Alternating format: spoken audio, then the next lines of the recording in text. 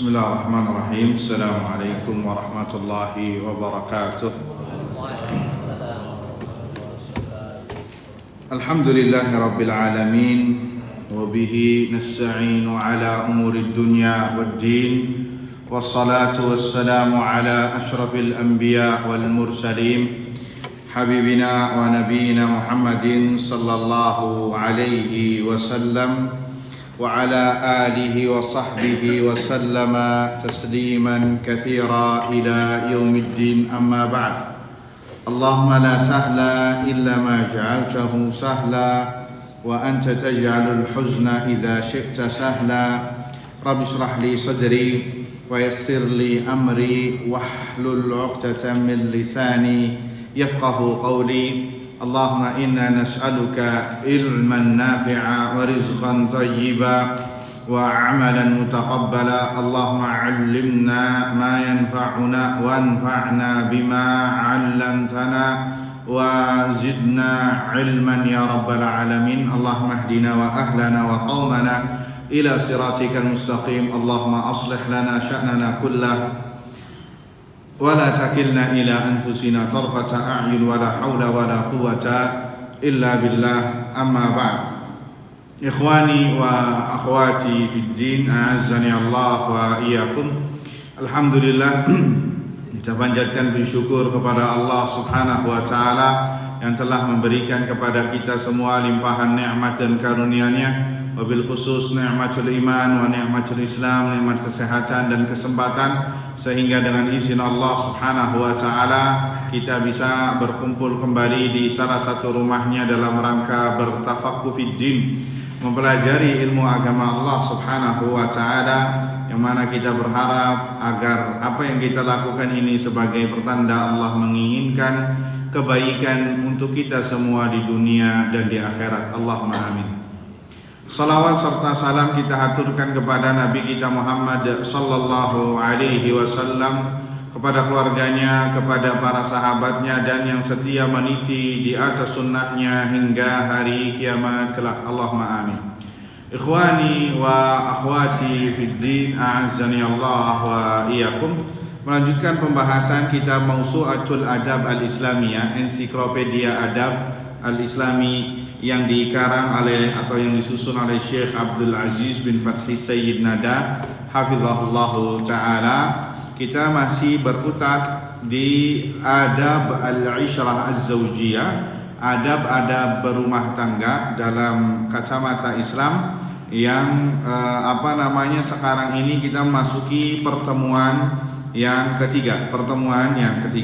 Pada pertemuan yang lampau kita akhiri dengan adab yang ke-8 adalah adamul ifrat fil ghirah, ya, tidak menjauhi kecemburuan yang berlebihan, ya. Cemburu yang berlebihan itu tidak diperbolehkan, wabil khusus adalah dari seorang istri, karena cemburunya istri ini bisa sampai mengharamkan yang halal, ya, seperti cemburunya seorang istri kepada mertua, yakni ibu dari suami atau saudari dari suami, sampai ya menghalangi suami untuk menafkahi ibu atau saudarinya atau tanggungan-tanggungan dari keluarga suami. Maka yang seperti ini adalah bencana, ya, tidak diperbolehkan.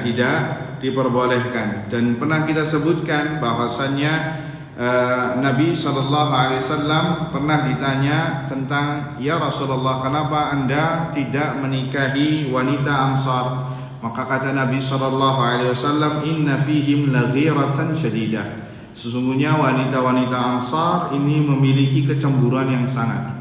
Karena kecemburuan yang sangat ini bisa merapuhkan rumah tangga. Adapun cemburunya laki-laki secara umum, kata Syekh, ini adalah sesuatu yang terpuji, karena biasanya cemburu dalam hal yang apabila seorang istri keluar dari jalur, seperti berduaan dengan lelaki yang bukan mahram, seperti menggunakan busana atau pakaian yang tidak syar'i, seperti adanya pelanggaran-pelanggaran syariat, maka ini adalah kecemburuan yang sifatnya terpuji. Bahkan Nabi sallallahu alaihi wasallam yang mencela orang yang dayyuth, yang tidak memiliki kecemburuan terhadap keluarganya. Keluarganya melakukan kemungkaran, kemudian didiamkan saja. Melakukan kemungkaran, didiamkan saja. Wabil khusus yang mengarah kepada perzinahan, ya, istrinya ngobrol dengan lelaki lain, tidak ada rasa panas di dalam hatinya, ya, ini tidak diperbolehkan. Hati-hati, ya, banyak kita mendengar, ya, si suami melarang istrinya untuk ngobrol dengan suami laki-laki yang sudah ngaji, itu sahih. Tapi di lain sisi memberikan ruang bagi istrinya untuk bercanda ngobrol dengan tukang bakso, somai, ya, atau yang sejenisnya, bakul sayuran, biasa saja ruangnya. Bisa jadi dari bab inilah setan akan membuka peluang. Hati-hati, ya, sebagian orang, ya, ini sering kita dapati, ya, walaupun nggak semuanya, mudah-mudahan tidak ada, ya, ada wanita yang sudah hijab, ya, sudah bercadar, bahkan nggak mau kalau ketemu sama laki-laki ikhwan, bagus, ya, ini menjauh, ya, saling bertepi, bagus itu. Tapi kenapa ketika beli bakso malah ada canda-candanya, malah ngobrolnya di luar batas hajat? Nah, ini hati-hati, ya, jangan sampai, ya, kita menutup rapat-rapat pintu syaitan di bab ini, tapi menganga di bab lainnya, di pintu lainnya. Hati-hati. Bahkan sebagian wanita, karena pasarannya saya bukan di sini, Ustaz, pasaran saya bukan di tukang bakso, makanya saya agak sedikit ngelos. Tapi kalau sama ikhwan, ya, itu pasaran saya. Nah, ini salah, hati-hati. Ya, ini syaitan, tidak ada yang tahu. Antum pernah melihat ada orang yang selingkuh dengan perempuan yang mukanya jelek?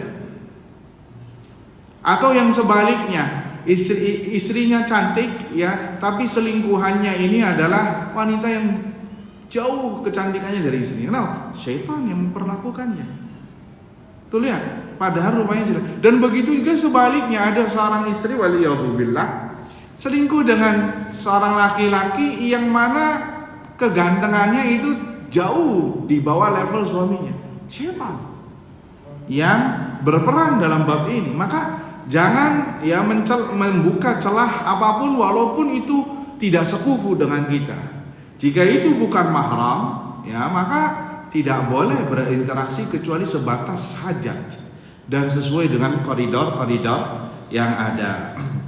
Baik, ikhwani fiddin, azani Allah wa iyyakum. Kemudian kita mulai membahas adab yang ke-9 dari adab-adab berumah tangga adalah ihtimamul mar'ah bi husni manzariha. Ini bagi istri. Nanti kita sebutkan ini bagi istri, ini bagi suami, atau ini bagi keduanya. Bagi istri adalah seorang istri hendaknya memperhatikan penampilannya. Memperhatikan penampilannya, yakni memperhatikan penampilannya di hadapan suaminya.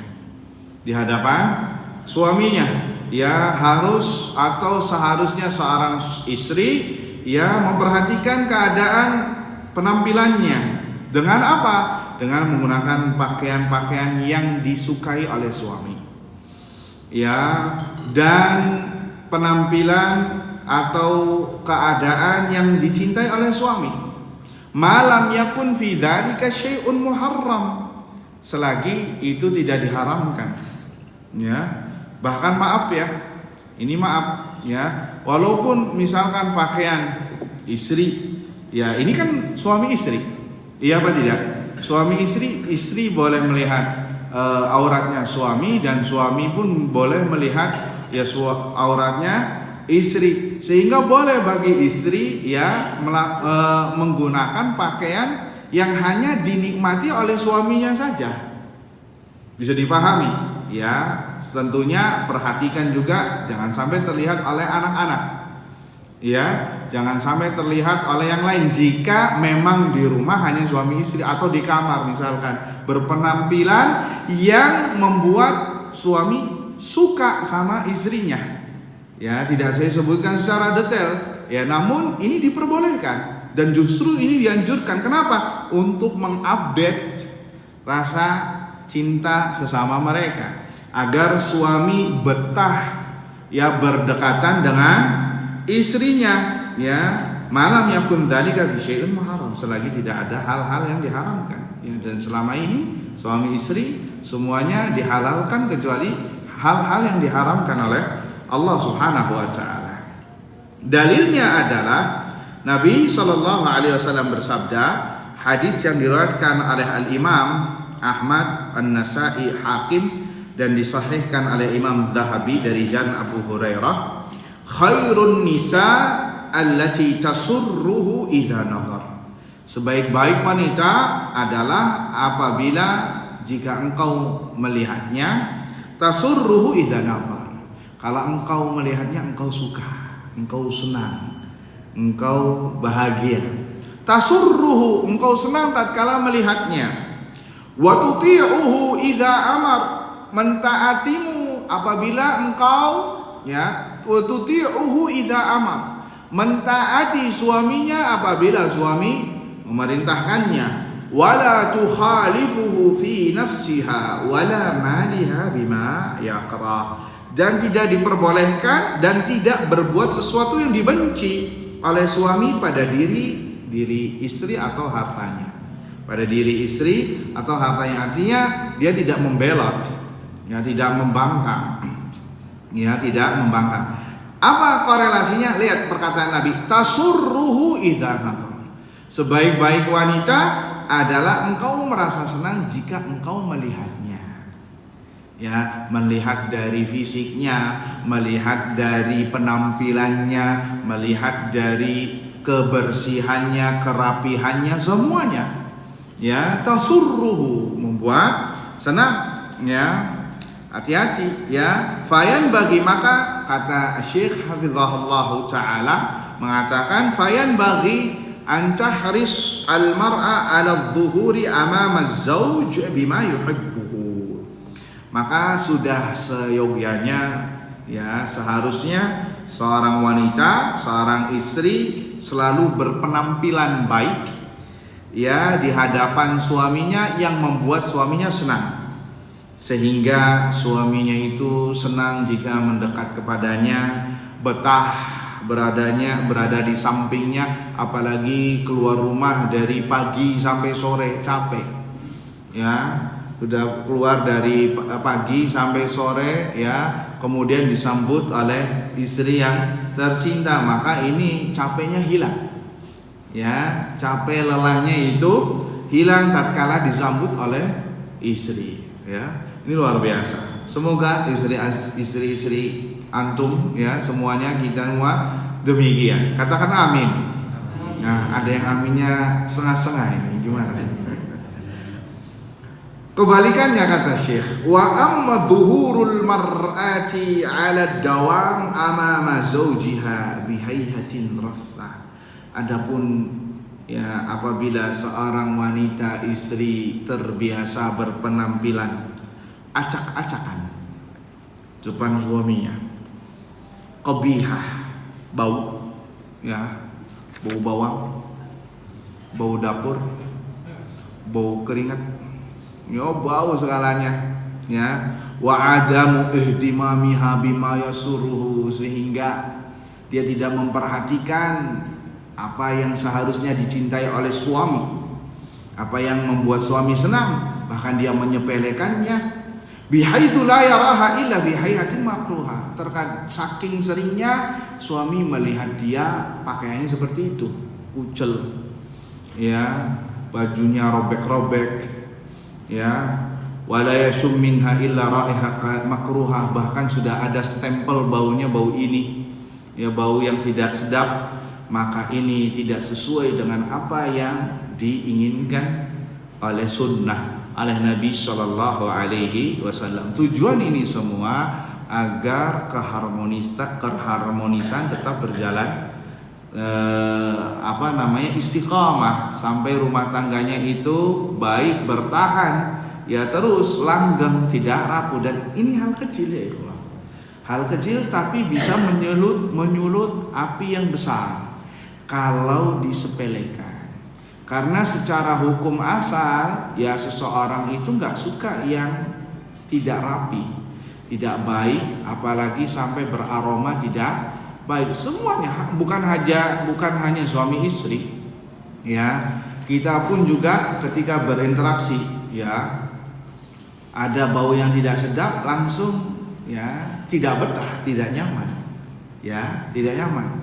Apalagi jika itu adalah pasangan suami istri. Jadi jangan sampai nanti kedepannya si suami itu nggak betah kalau dekat-dekat dengan istrinya, ya. Apalagi kalau istrinya hobinya makan yang berbau aroma luar biasa, jengkol, pete, ya, perhatikan, duren. Ya, kalau suaminya nggak suka duren, hati-hati. Jangan makan duren ketika suami mau kedatangan suami. Akhirnya suami nggak betah. Jengkol, udah tahu jengkol baunya sampai 3 hari dimakan. Wah, subhanallah. Ya, ini yang terjadi nanti ketidakharmonisan. Ya, perlu dipahami masalah ini. Tapi adab yang ke-10 ini berlaku bagi suami. Yang ke-10 sama seperti nomor 9. Zuhuru zauj amama zauja bihai'atin tuhibbuha. Begitu juga dengan suami, ya, harus berpenampilan baik di hadapan istrinya agar istrinya senang. Ya. Karena apa? Karena istri juga manusia, memiliki tabiat suka yang bersih, suka yang rapi, suka yang wangi. Ya, dia juga menginginkan suaminya berpenampilan baik, bagus, ya. Tuhibbu an tarahu 'alaiha, dia menginginkan engkau berpakaian yang rapi. Jangan kaos oblong, lupa. Sama sarungnya sedengkul. Ya. Udah kaos oblong, ya, subhanallah. Kalau sudah sampai rumah pakaiannya yang kucel, tapi kalau ingin keluar hati-hati. Ya sama istri juga, ya. Kalau depan suaminya pakaiannya kayak gitu, tapi kalau mau kondangan, ya, bak kayak mau ketemu presiden. Nah, ini juga salah. Udah gitu minyak wanginya before dan after kecium. Ya, kecium semuanya, ini bahaya. Ya, maka perhatikan yang adab ke-10 ini, suami juga diminta hal yang senada, sama. Ya, menggunakan pakaian yang baik, yang rapi, menggunakan minyak wangi, ya, agar si istri itu betah dekat dengan suaminya, ya, dekat dengan suami, sebagaimana Anda juga ingin, ya, demikian kalau dekat dengan istri, ya, ingin dekat dengan istri. Apa dalilnya? Banyak, ya. Ini ada riwayat dari Ibnu Abbas radhiyallahu taala anhuma, inni la uhibbu an atazayyana lil mar'ati kama uhibbu an tatazayyana li al mar'ah. Sesungguhnya aku sangat suka berhias, yakni merapikan penampilan, ya, untuk berada di hadapan istriku sebagaimana aku menginginkan istriku berdandan untukku. Ya, kata Ibnu Abbas radhiyallahu taala anhuma mengatakan, sesungguhnya aku menginginkan, aku suka kalau aku berdandan untuk istriku, yakni berdandan ala laki-laki, maksudnya memakai pakaian yang baik dan bagus, sebagaimana aku juga menginginkan istriku, ya, berhias, berdandan untukku.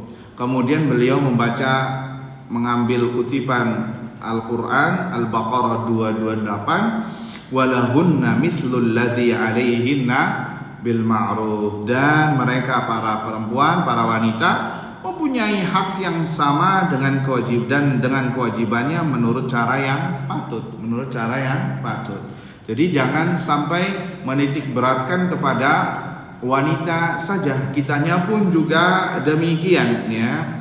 Wa dzalika ma lam yakun fi hadza syai'un muharram, selagi tidak ada unsur yang diharamkan, seperti menggunakan sutra bagi laki-laki, nggak boleh, haram. Itu bagi siapa?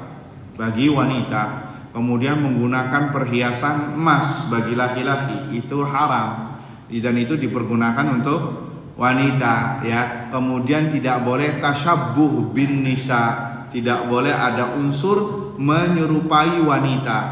Sama wanitanya pun juga menggunakan pakaian, tidak ada unsur tasyabbuh dengan pakaian laki-laki. Ya, tidak diperbolehkan. Ini akan mendapatkan laknat dari Allah Subhanahu wa taala. La'anallahu al-mutasyabbihina bin nisa'i minar rijal wal mutasyabbihati bir rijali minan nisa. Allah melaknat wanita laki-laki yang menyerupai wanita dan wanita yang menyerupai laki-laki. Hati-hati walaupun bercanda, Pak, nggak boleh. Ya, ini hati-hati nih, biasanya entrepreneur ya yang terjatuh dalam bab ini. Orang-orang yang suka komedian, yang gelagak tawa ya, sampai berpenampilan lawan jenis walaupun dalam rangka casting kata mereka, atau untuk sebagai di peran, melakukan peran tertentu, tetap kena hadis ini. Nggak boleh, karena hukum syariat berlaku bercanda dan tidak bercanda. Ya, nggak boleh, hati-hati. Ya, sama tuh mereka yang melakukan casting akan nikah, bisa kejadian benar tuh. Ya, ada walinya, ada ininya, ada semuanya, hati-hati. Apalagi kalau orang tuanya yang benar. Ya, nggak boleh. Ya, ini sesuatu yang sakral, nggak boleh dipermainkan. Nanti bisa unsurnya lari ke istihza'u biddin, mengolok-olok agama. Ya, tidak diperkenankan. Ya, udah gitu lawakan juga. Secara hukum dasarnya boleh seorang berbuat lucu ya, untuk mengambil gelagak tawa dengan syarat-syarat. Seperti tidak boleh berbohong, tidak ada unsur penghinaan fisik atau verbal, kemudian juga tidak menyinggung. Ya, tidak ada yang berbau masalah agama. Ya, tidak boleh ada unsur yang haram. Ya, karena Nabi juga pernah bercanda, tapi ya tidak seperti sekarang. Tapi lihat lawakan yang sekarang, isinya apa? Kalau enggak apa itu namanya mencela fisik, berbohong, ya, kemudian berpakaian dengan pakaian lawan jenis. Ya, bahkan sampai menyinggung-nyinggung hal-hal yang sakral dalam agama, maka jelas ini haram. Bahkan Nabi SAW ya mengancam, wailun liman yuhaddits fayakdzib liyudhika bihil qauma wailun lahu. Celakalah orang yang berbicara kemudian berbohong dalam rangka untuk menarik gelagak tawa orang. Ya, lihat nih, stand up comedy ini banyak kejadian masuk dalam bab ini. Wailun lahu, celakalah dia, didoakan keburukan, kecelakaan, kebinasaan. Waliyadzubillah, hati-hati. Dan rata-rata ya isinya haram. Ya, kalau nggak ada bohongnya nggak bakal lucu kata mereka. Dan semuanya cerita-cerita imajinasi, cerita-cerita fiktif, cerita-cerita yang kadang tidak dimasuk akal. Ya, maka hati-hati, ini masuk dalam bab keharaman. Ya, jadi kembali lagi ke pembahasan, maka tidak boleh seorang laki-laki berpakaian wanita, wanita berpakaian laki-laki. Penampilan wanita dipakai laki-laki atau penampilan laki-laki dipakai apapun bentuknya tidak boleh. Mau itu casting, mau itu apapun, apalagi yang asli, yang keseharian misalkan, tidak diperkenankan. Entah itu suara, hati-hati. Penampilan ini berkaitan dengan suara, cara dia berjalan, ya, cara dia berjalan, cara dia ngomong, gaya bahasa, menirukan lawan jenis, terancam terkena laknat. Mau itu serius ataupun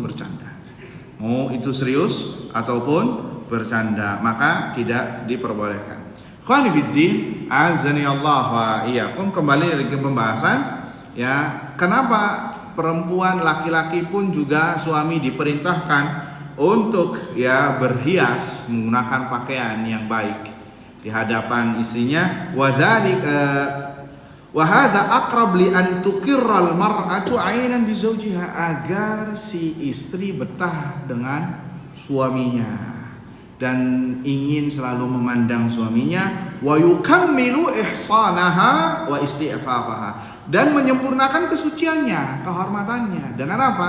Dengan melampiaskannya ke suami.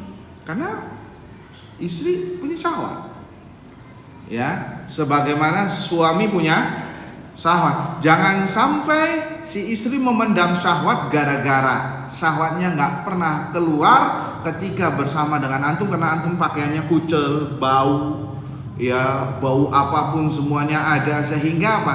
Si istri yang seharusnya bisa bercengkrama, bahkan romantis, bahkan sampai ingin menyalurkan syahwatnya nggak bisa, maka ini akan mengurangi kesucian dan kehormatan dia. Nanti ujung-ujungnya apa? Bom waktu. Kalau dia nggak punya iman, waliyadzubillah, akan cari orang lain untuk bisa menyalurkan syahwatnya. Hati-hati Pak, syahwat ini kalau tidak disalurkan kepada hal yang halal, maka akan tersalurkan kepada hal yang haram. Itu kaidah. Tapi kapan? Wallahu alam. Kadang iman yang naik turun. Masalahnya kalau iman naik bisa memfilter. Tapi kalau iman turun, ya, dan keadaan terpaksa, terjerembab dalam hal yang haram, hati-hati. Karena orang yang mempunyai syahwat kemudian tidak disalurkan itu ibarat orang yang lapar tidak makan-makan. Ya, makanya Umar bin Khattab ya itu sempat kaget melihat ada seorang wanita yang terdengar suaranya di malam hari karena suaminya menjadi prajurit perang di luar Madinah beberapa bulan. Ya, apa wanita tersebut mengatakan, laulallah, kalau bukan karena takut kepada Allah, la dhajjat hadzal sarir, maka sarir ini, ranjang ini akan bergoyang. Maksudnya ini adalah kiasan zina. Akhirnya didatangilah perempuan ini, ittaqillah, bertakwalah engkau kepada Allah azza wajalla. Ya, kenapa anda sampai ngomong ini? Ternyata diceritakan keadaannya. Saya sudah 4 bulan lebih nggak ketemu sama suami, sedangkan syahwat ini membara. Gimana ya? Akhirnya setelah kejadian itu, ya, Umar bin Khattab bertanya kepada wanita-wanita yang ada di Madinah, ya, berapa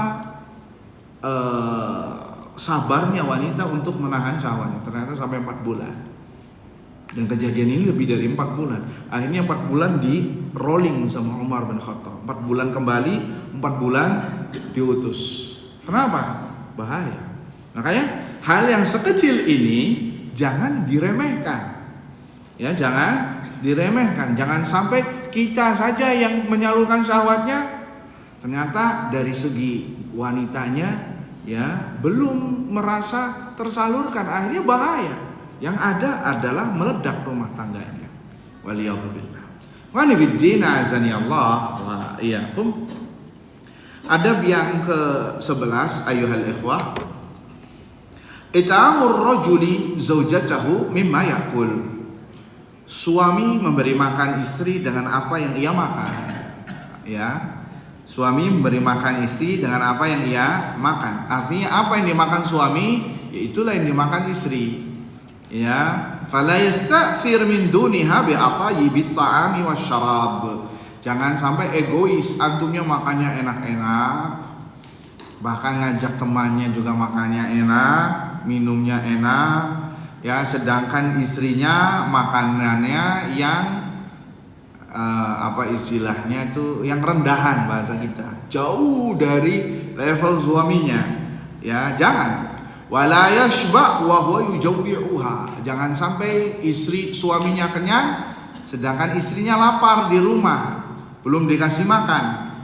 Bal yut'imuha mimma ya'kul.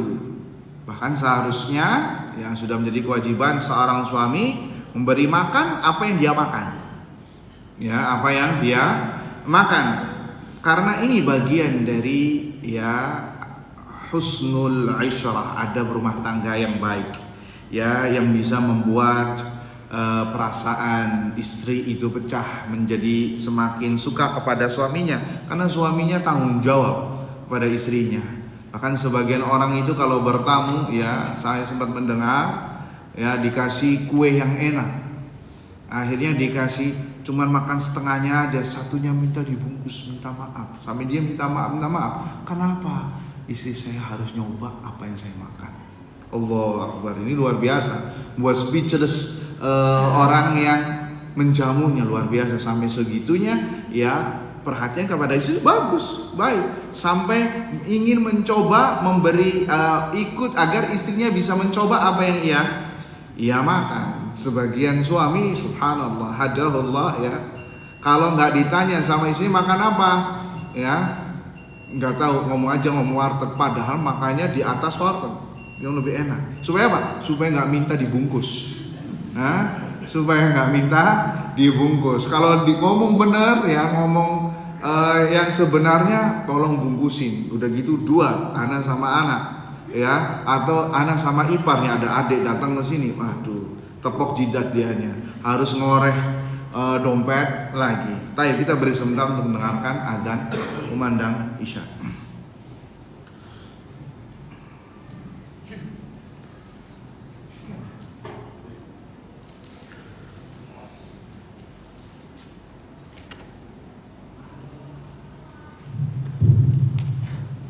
Allahu Akbar, Allahu Akbar, Allahu Akbar, Allahu Akbar. Asyhadu an la ilaha illallah, asyhadu an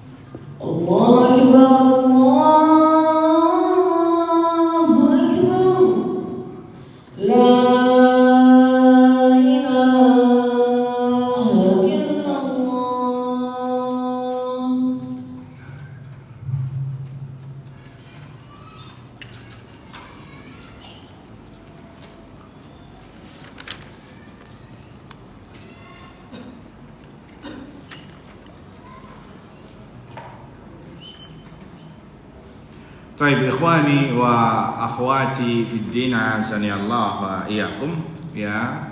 Adab yang ke-11 ini sangat luar biasa sekali ya. Apa yang dimakan suami hendaknya istri pun ya memakan apa yang dimakan suami ya, karena ini bagian dari adab yang luar biasa dalam syariat, dalam berumah tangga.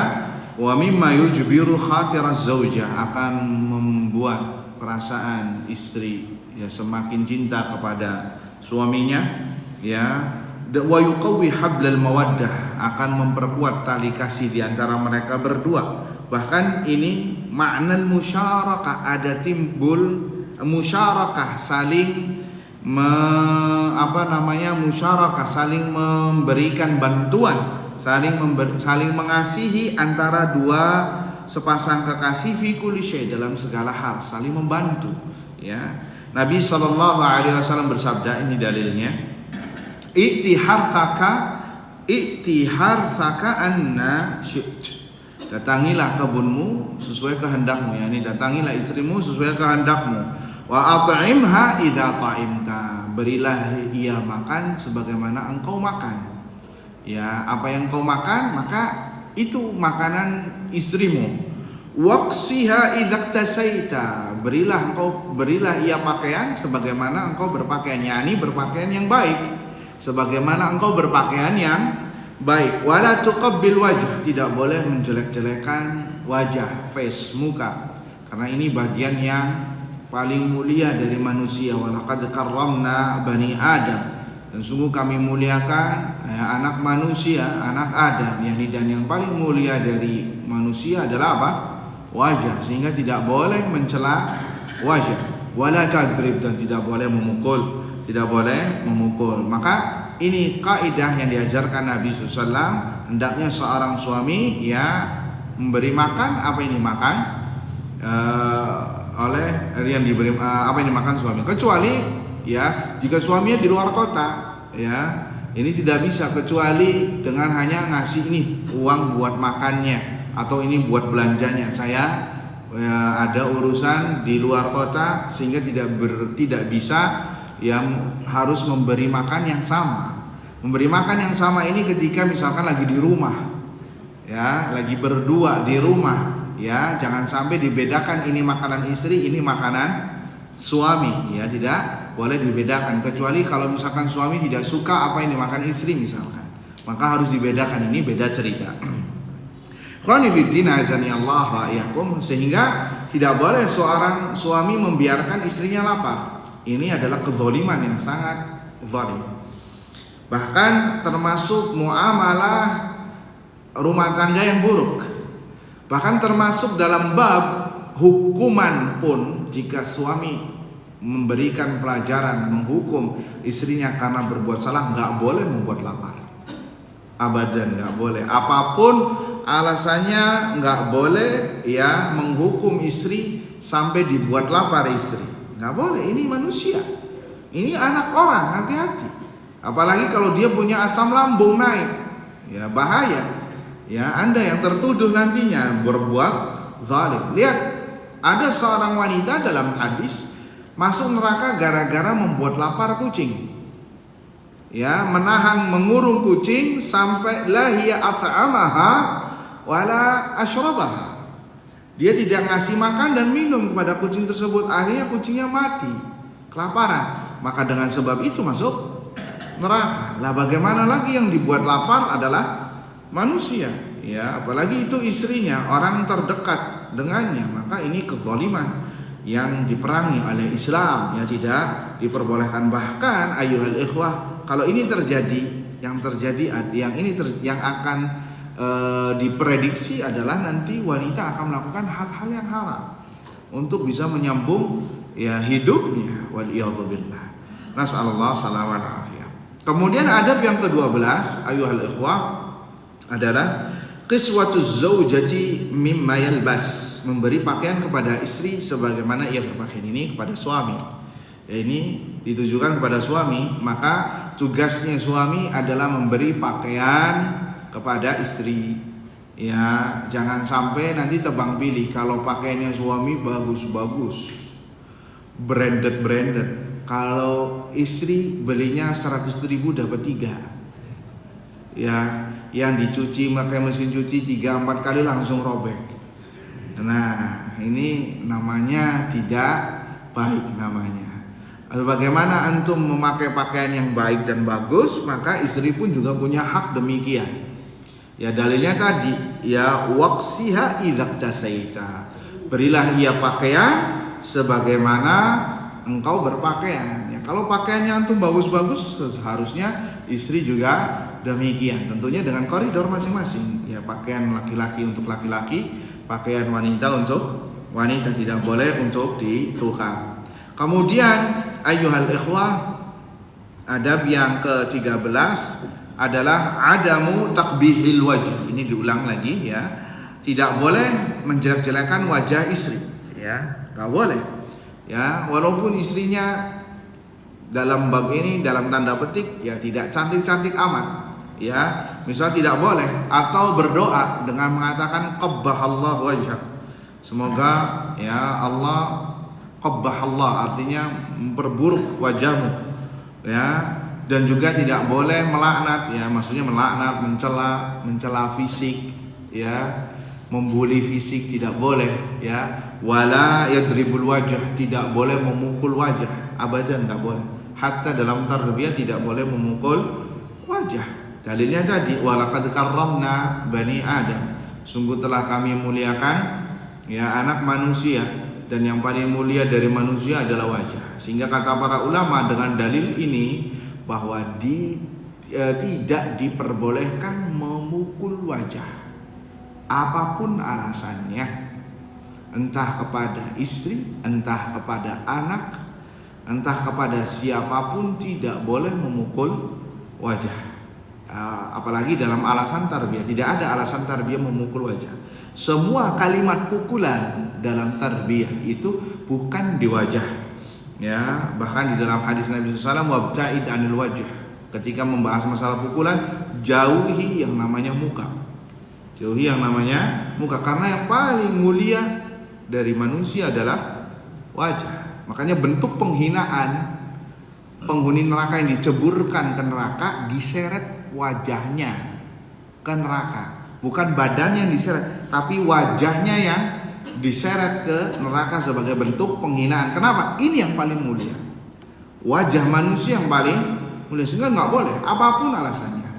Memukul itu bukan di wajah, memukul itu seperti di tempat-tempat yang diperbolehkan dipukul, seperti telapak tangan, nah, seperti di kaki, betis, ya, tidak yang sampai tidak memberikan efek, yang tidak memberikan efek atau bekas, nggak boleh ada bekasnya, ya, nggak boleh ada bekasnya sama sekali. Pukulan tarbiyah bukan pukulan nafsu, bukan pukulan emosi, ya. Disebutkan oleh para ulama, pukulan yang tarbiyah itu apa? Ketiaknya nggak kebuka ketika mukul. Misalkan dengan kayu kecil yang tipis, ya, bukan kayu jati yang besar, bukan, ya, kayu rotan yang kecil. Dulu santri, ya, dipukul kalau salat subuhnya terlambat, itu dipukul dengan kayu kecil di mana, di telapak kaki. Dianya ngangkat kakinya, kemudian dipukul subuh-subuh loh Pak, subuh-subuh dipukul, pukulan kecil tapi pedesnya itu sampai waktu duha, ya. Rasa pedes sakitnya itu sampai waktu duha. Lumayan, habis duha hilang lagi, tapi ada efek jeraknya. Aduh, anak kalau terlambat bisa kena pukulan lagi. Ini sebagai bentuk tarbiyah agar orang tidak menyepelekan sholat 5 waktu. Ya, itu yang benar. Dan memukulnya bukan kayak gini, tapi seperti ini. Sebagian ulama itu menggempitkan buku, ya, ketika memukul. Tuh. Seperti ini. Nah, lihat, ada adab-adabnya, ada aturan-aturannya dalam syariat. Tidak main, ya, pukul sampainya terbuka. Ya, ini salah. Ini bagian dari kesalahan dan itu kezaliman. Ya, Nabi SAW bersabda, "Idza daraba ahadukum falyatajannab al-wajh." Apabila kalian memukul, ya, dalam tarbiyah, maka jauhilah wajah. Jauhilah wajah. Jangan, tidak boleh berbekas. Nabi SAW bersabda, "Ya'muru abna'akum bis-shalat wa hum abna' sab'i sinin." Suruhlah, perintahkanlah anakmu untuk salat, ya, ketika mereka berumur berapa? 7. Diperintahkan saja. Mau dia salat mau enggak, yang penting diperintahkan, enggak boleh dihukum. Kapan dihukumnya? Wadribuhum 'alaiha wa hum abna'un li'ashrin. Dan pukullah anak-anakmu ketika berumur 10, karena umur 10 rata-rata sudah mumayyiz, sudah bisa membedakan mana yang diperintahkan dan mana yang tidak, mana yang baik dan mana yang buruk. Dan pukulannya tadi, ya, tidak boleh sampai melukai atau memberikan bekas. Ikhwani fiddin, azani Allah wa iyyakum. Adab yang ke-14 adalah mudaratu kullin minaz zawjaini lil akhar. Saling pengertian antara suami dan istri. Berarti ini ditujukan untuk suami istri. Saling pengertian antara suami dan istri. Mudarah. Mudarah itu muter, Pak. Nah, mana kupingmu ini? Itu namanya mudarah. Artinya, ya, saling banyak toleransi terhadap, ya, suami istri, menutup diri terhadap kesalahan-kesalahan yang sifatnya kecil, tidak usah diperbesar. Tidak usah diperbesar, dia dimaafkanlah. Dan terkadang kita juga harus ada taghafulnya, pura-pura nggak tahu. Sudahlah, nggak apa-apa. Hal yang kecil dimaklumi, bukan hal kemungkaran yang besar. Kalau kemungkaran besar harus ada sikap, tapi kemungkaran yang atau kesalahan kecil, ya bukan kemungkaran, kesalahan kecil yang sifatnya tidak disengaja, maka ya entah itu dari suami ataupun dari istri, maka seharusnya taghadhi. Apa taghadhi? Mengabaikan atau memaklumi, ya memaklumi hal tersebut, ya lumrah saja. Ya apalagi perkaranya kecil, tentunya sama ijtihad dibarengi dengan kesungguhan untuk bisa memperbaiki agar tidak terjadi lagi dengan cara yang baik dan bijak, ya dengan cara yang baik dan bijak, ya. Karena apa? Ayuhal ikhwah, kenapa kita harus ada seperti ini? Karena masing-masing banyak kekurangan. Antum banyak kekurangan, istri pun juga banyak kekurangan, ya. Tidak ada yang sempurna. Antum ya bukan malaikat, istri bukan bidadari. Jadi sama-sama manusia. Oleh karenanya maka jika ada kesalahan yang sifatnya natural atau sifatnya ketidaksengajaan, ya dimaafkan sambil diperbaiki. Dimaafkan sambil diperbaiki dan bersabar atas kekurangan. Apalagi kekurangannya misalkan berkaitan dengan perilaku, masalah perangai, ya sudah dimaafkan saja sambil diberikan tarbiyah, ya, dan tidak usah diperbesar. Sebagian orang ya lilin itu disembur pakai bensin. Itu yang terjadi. Kesalahannya kecil namun diperbesar, ya disembur dengan bensin, akhirnya rumahnya kebakaran. Ya, itu yang terjadi sekarang. Berapa banyak waliyadzubillah perkara rumah tangga itu kandas disebabkan karena perkara sepele. Karena masing-masing tidak sabar atau salah satunya meledak-meledak. Akhirnya seton menjadi orang ketiga, sutradaranya. Ya, dan yang mendapatkan mahkota dari iblis adalah seton yang bisa menceraikan atau memisahkan antara dua pasangan yang halal. Itu yang dapat mahkota dari iblis, dari beberapa seton. Karena seton setoran sama iblis. Apa aja nih? Ana sudah murtadin orang, oh bagus. Ini apa nih? Sudah menjadikan orang nggak salah, bagus. Kemudian ada seton lagi, ana sudah memisahkan antara sepasang suami istri yang sah. Baru itu yang dipanggil, dikasih reward sama setan, sama iblis, dikasih mahkota. Ini yang muridku yang terbaik, kata iblis, yang memisahkan antara kedua pasangan ya sahih, ya. Apalagi wanita itu terbuat dari tulang rusuk yang bengkok. Ya, jadi ada perangai-perangainya yang terkadang kalau kata bahasa netizen di luar ekspedisi, di luar perkiraan kita. Ya, di luar apa sih namanya? Di luar nurul, di luar galaksi ada lagi, ya. Ya, artinya di luar dugaan kita. Ya, yaitu wanita. Ya, kata Nabi SAW, dalam sebuah hadis sebutkan, innal mar'ata khuliqat min dila'. Sesungguhnya wanita itu tercipta dari tulang rusuk yang bengkok. Wa innaka in tarudda iqamatad dila' taksuruha. Kalau engkau ingin meluruskan tulang rusuk yang bengkok itu, Anda mematahkannya. Ya, artinya ketika mendapati kesalahan wanita, ya jangan seperti Anda berhadapan dengan laki-laki yang lain, tapi dengan cara yang baik. Muter kalau sama wanita itu. Makanya kata Nabi apa? Fadariha ta'ishbiha. Maka berlemah lembutlah. Dariha itu apa? Muter tadi.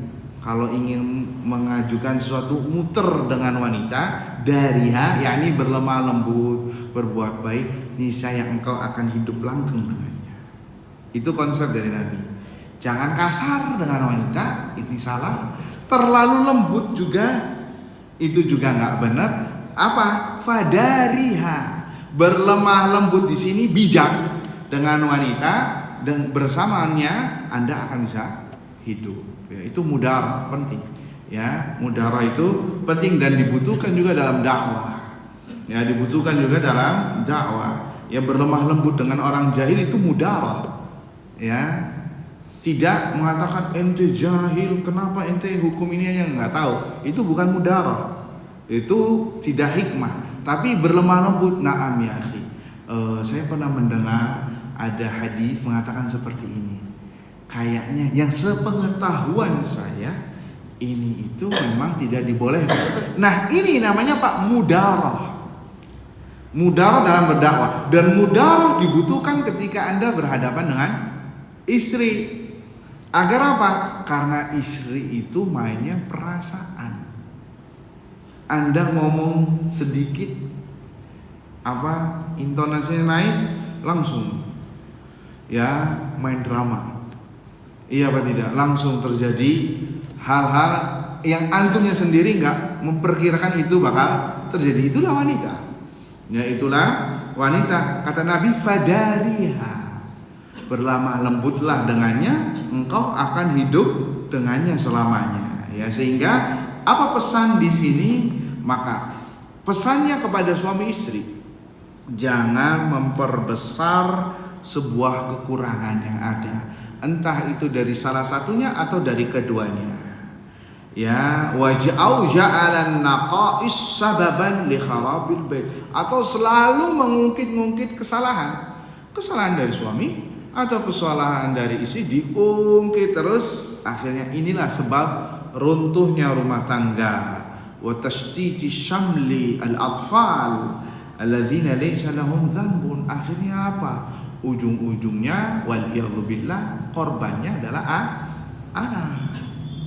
anak kehilangan orang tuanya. Itu musibah Pak, musibah. Dia nggak punya ibunya, atau ibunya bercerai dengan bapaknya, dia diam tapi itu runtuh hatinya. Tashdid, merobohkan bangunan kokoh yang ada di hati para anak-anak. Mental akhirnya kena. Makanya lihat, rata-rata waliyadzubillah anak-anak yang broken home, yang nggak baik perilaku, gara-gara apa? Masa lalu yang buruk kedua orang tuanya. Ya, ribut di hadapan anak. Ya, ini jangan sampai. Ya, kenapa? Anak itu merekam. Jangan sampai anak berperilaku kasar. Kenapa? Karena omongan orang tuanya, ya, atau seling melihat pertengkaran kedua orang tuanya. Akhirnya apa? Akan terekam sehingga bisa menjadi tabiat, ya, yang menempel kepada anak. Padahal anak nggak demikian. Yang tidak memiliki dosa dan tidak memiliki rekam jejak keburukan orang tuanya. Seharusnya demikian.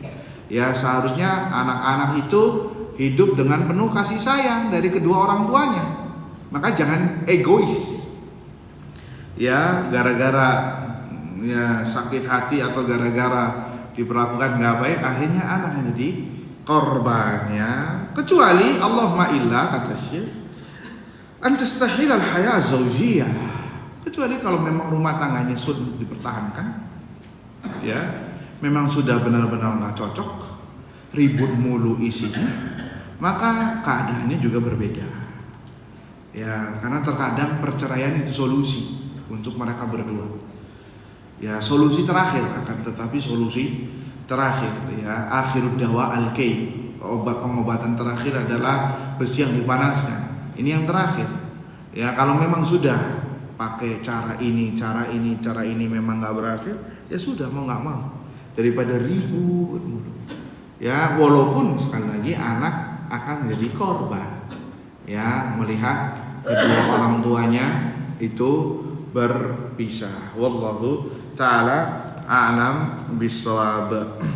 Ikhwani biddin, azani Allah wa iyyakum. Terakhir kita sebutkan adab yang ke-15, ya.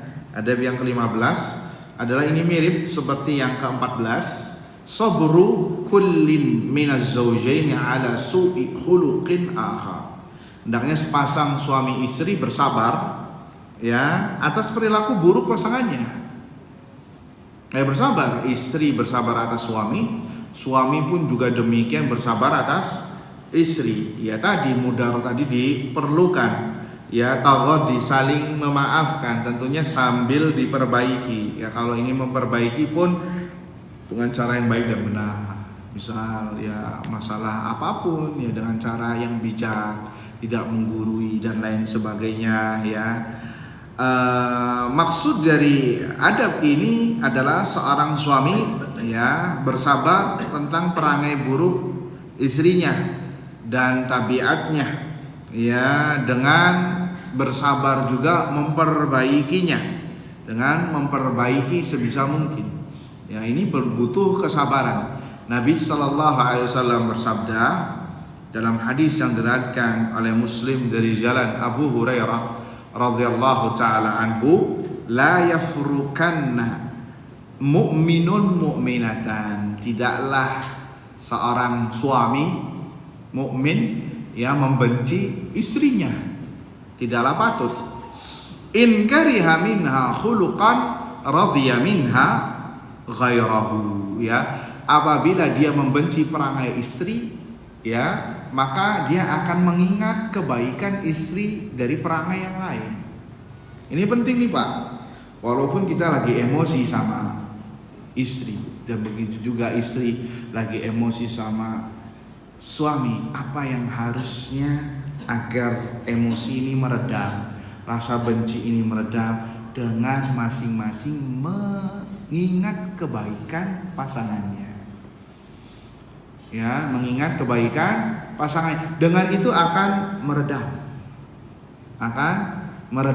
Sebagai contoh, misal istri ini ya, misal istri dulu apa suami dulu? Istri dulu apa suami dulu nih Pak? Kalau kata istri suami dulu, saat dari tadi istri mulu ya.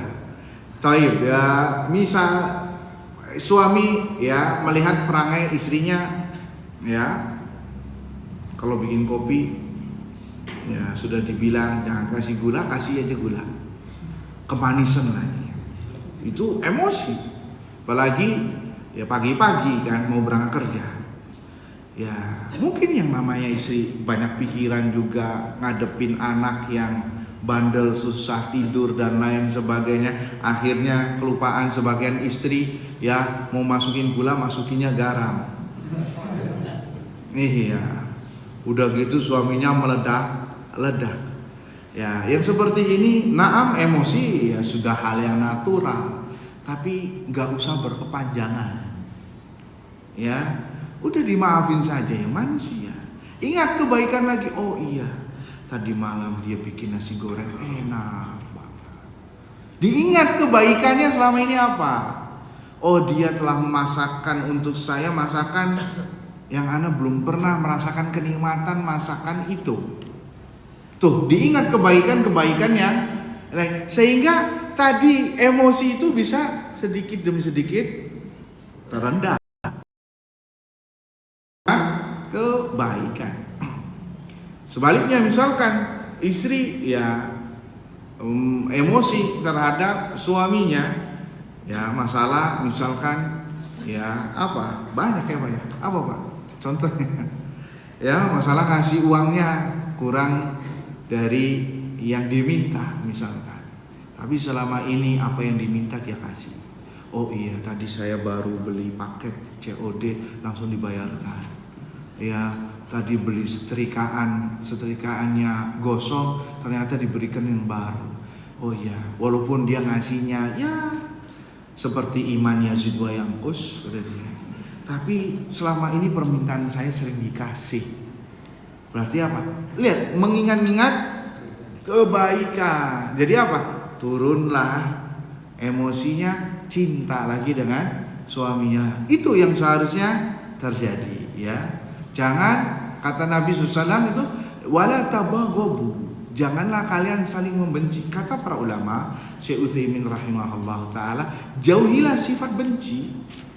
Ya, jauhilah sebab-sebab kebencian. Dan apabila engkau membenci seorang, segera ingat-ingat kebaikannya. Dan itu juga berlaku bukan suami istri kepada orang lain. Antum benci nih sama orang nih, pada satu momen, satu keadaan benci, tapi ketika antum diam, coba ingat-ingat deh kebaikannya. Dia dulu pernah traktir antum, pernah memfadhalkan antum ke rumahnya, disuguhin ini, diberi ini. Oh iya, antum jadi luluh. Tuh lihat, mengingat-ingat kebaikan orang sehingga apa? Antum enggak kena korban seton, selalu ditiup-tiupkan oleh seton, dipanas-panasi.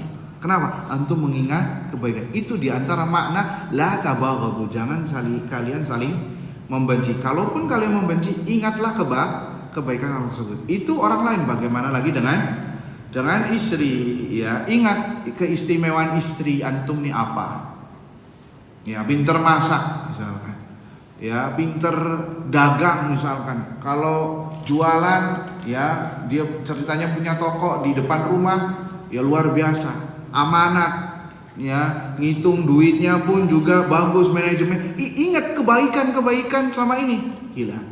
Begitu juga istri, ya, ketika emosi kepada suami, ya ingat kebaikan suami. Karena kalau tidak kayak gini, antum bakal dikompori terus. Itu sama setan, ujung-ujungnya meledak-ledak bom waktu perang dunia ketiga.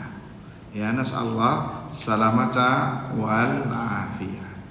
Mungkin sampai adab ke-15 dulu ayyuhal ikhwah, karena terus terang pembahasannya setiap poinnya ini melebar, ya. Karena banyak yang survei membuktikan di lapangan, ya. Banyak terjadi kejadian. Wallahu taala alam bisawab. Semoga kita semua termasuk orang-orang yang langgeng bersama pasangan kita masing-masing.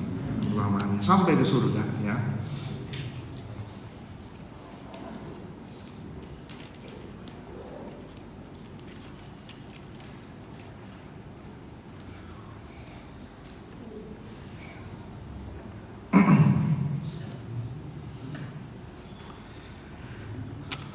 Sebenarnya saya baca dulu beberapa.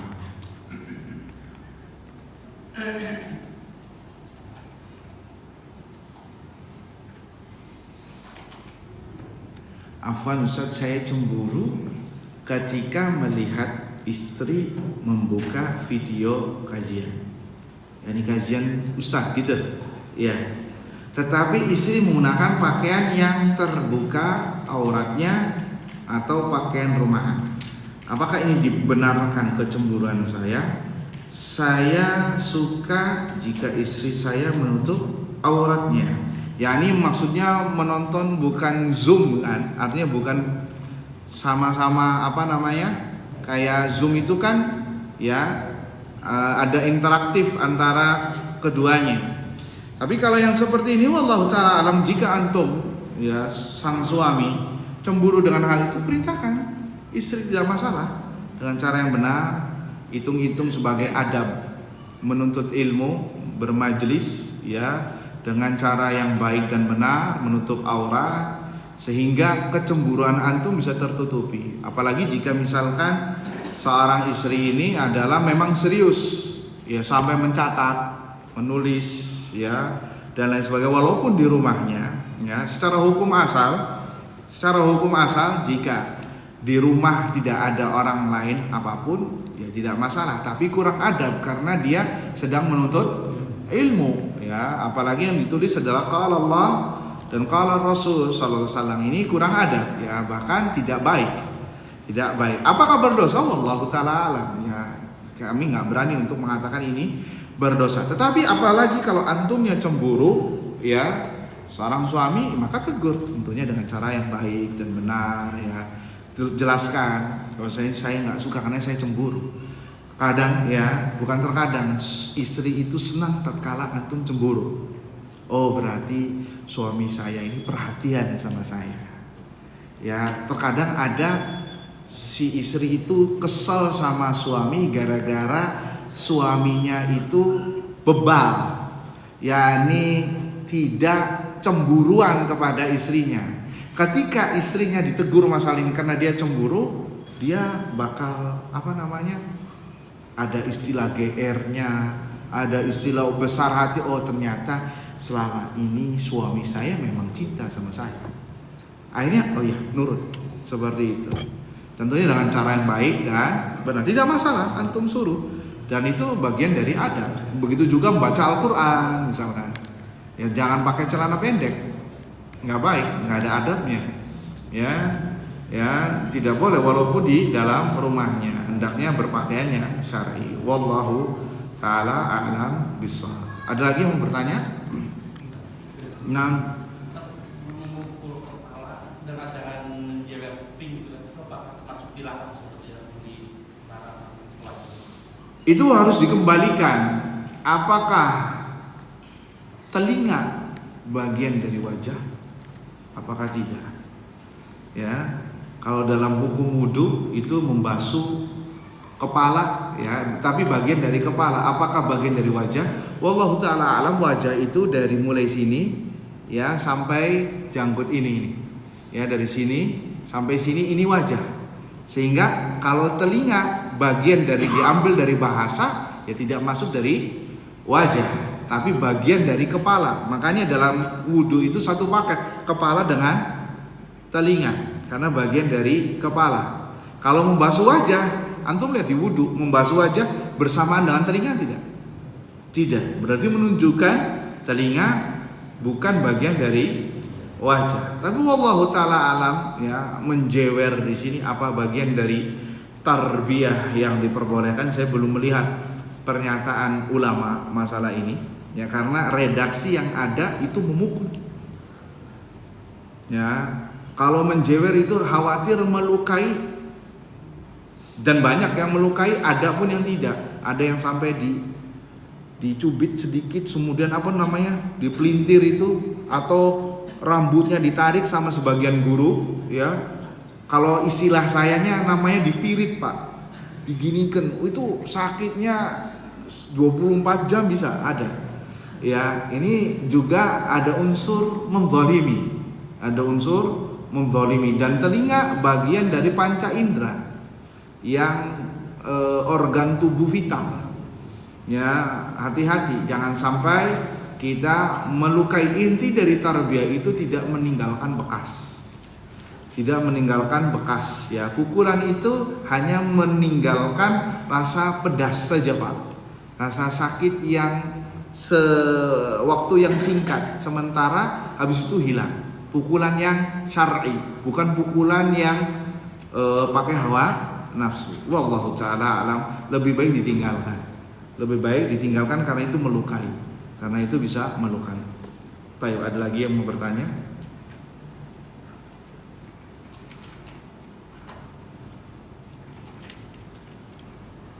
Tidak ada. Baik, ya, kita cukupkan saja sampai di sini. Mudah-mudahan bermanfaat untuk kita semua, untuk para hadirin dan hadirat dan pemirsa dimanapun berada. Semoga kita bisa menjadi orang-orang yang baik untuk keluarga kita, sebagaimana Nabi SAW mengatakan, khairukum li ahli wa ana khairukum li ahli. Sebaik-baik kalian adalah kalian adalah yang terbaik untuk keluarganya, untuk istrinya, dan aku yang terbaik untuk keluargaku atau istriku. Wallahu ta'ala alam bissawab. Kita tutup dengan doa kafaratul majlis. Subhanakallahumma wa bihamdika asyhadu an la ilaha illa anta astaghfiruka wa atubu ilaik. Assalamualaikum warahmatullahi wabarakatuh.